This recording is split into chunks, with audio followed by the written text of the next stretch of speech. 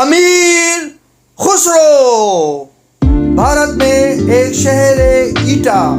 اسی ضلع میں ایک معروف گاؤں ہے مومن آباد. یہاں بڑے بڑے علماء و سرما پیدا ہوئے.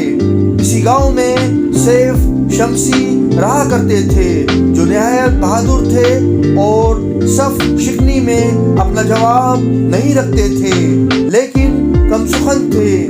محفل میں بھی خاموش رہتے تھے. ترک النسل تھے لیکن تعلیم سے نابلد تھے. انہی کے گھر 652 ہجری میں ایک بچے نے جنم لیا. وہ تو امی تھے مگر اس بچے کو تعلیم یافتہ دیکھنا چاہتے تھے. اسی لیے ایک ساتھ دو اتالیق مقرر کر رکھے تھے. دو پڑھانے والے ہوں تو پھر بچہ بھی تعلیم میں زیادہ دلچسپی لینے لگتا ہے. اس کے نانا عماد الملک بھی اس بچے میں کچھ زیادہ دلچسپی لیتے تھے. گو کہ نانا سلطانی سے محروم تھے لیکن حقیقت میں وہی سلطان تھے. انہوں نے ہی پورے ہندوستان کو حوصلگی سے قابو میں کر رکھا تھا اور تخت کی آڑ میں تمام حکم نامے وہی جاری کرتے تھے. 200 ترکی اور 200 ہندی غلام و 10,000 سوار ان کی سرکار میں تھے. ہر تہوار پر ان کی طرف سے کلا و کباب تقسیم ہوتا. باورچی خانے سے بکثرت محتاجوں کو کھانا ملتا تھا. 70 برس تک ان کا داو و دورہ رہا. نانا کے انتقال کے وقت وہ ہوش مند ہو چکا تھا. اس لیے اس نے شہزادہ قتلو خان عرف چھجو خان علاؤالدین محمد بن اعزاز الدین کشلی خان ملکب با خان اعظم سلطان بیلبن کا بھتیجا کی مصاحبی میں چلا گیا. 2 سال تک وہ شہزادے کی سرکار میں رہا. کئی قصیدے اس کی شان میں کہے. ہمیشہ وہ شہزادے کی مجلس میں حاضر رہتا اور اپنی خوش بیانی سے حاضرین کو مسرور کرتا. ایک روز بادشاہ سلطان غیاث الدین بیلبن کا چھوٹا بیٹا بغرا خان خان معظم قتلو خان کے یہاں مہمان آیا. یہ دونوں چچا زاد تھے. منجل ماں ندیموں کے شمس الدین دبیر اور قاضی اسیر بھی ساتھ تھے. خان معظم کی مصاحبت میں صرف وہی تھا. بغرا خان کے مصاحب چھیڑ چھاڑ کرتے تو وہی قتلو خان کی جانب سے جواب دیتا. اس نے بغرا خان کے مصاحبوں کا قافیہ تنگ کر دیا تھا. اس نے لطائف و ظرافتوں سے محفل کو گرما دیا تھا. اس کی حاضر جوابی سے خوش ہو کر بغرا خان نے سونے سے بھری تھال اس کے سامنے رکھ کر کہا کہ یہ آپ کے بورچی خانے کا خرچ ہے. قتلو خان کو یہ امر شاد گزرا. اس نے قتلو خان سے معذرت بھی کی لیکن قتلو خان کا دل صاف نہ ہوا. تقدر اس قدر بڑھا کہ اس کی صفائی کی فکر ہونے لگی.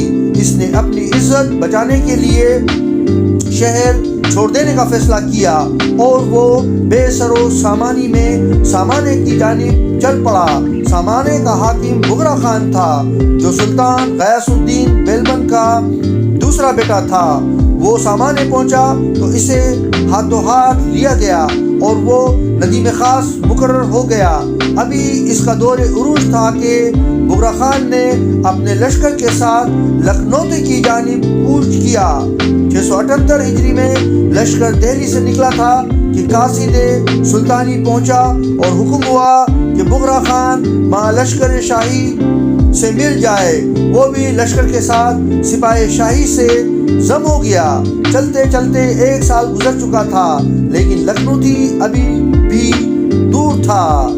لکھنؤ بنگالے کا قدیم اسلامی دارالسلطنت تھا جو ڈھاکہ شہر سے کئی کوس دور تھا اور اس شہر کو گور بھی کہتے تھے جو اب ویران پڑا ہے. اس شہر پر تغرل حکمراں تھا. اسے بغرا خان نے شکست دی تو وہ شاہ ہند کی جانب سے وہ علاقہ بغرا خان کو دے دیا گیا.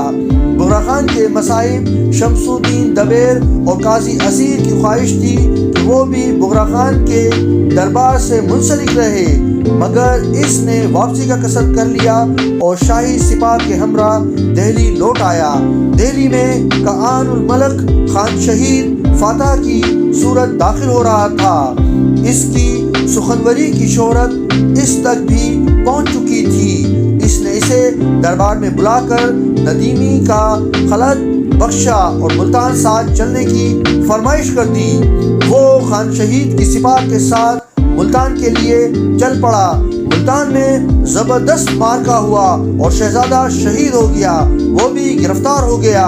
اسے جب دربار میں پیش کیا گیا تو اسے سخنور ہونے کی وجہ سے رہا کر دیا گیا۔ وہ واپس دلی آ گیا۔ کچھ دنوں تک وہ اپنے آبائی علاقے مومن پور عرف پٹیالی میں رہا۔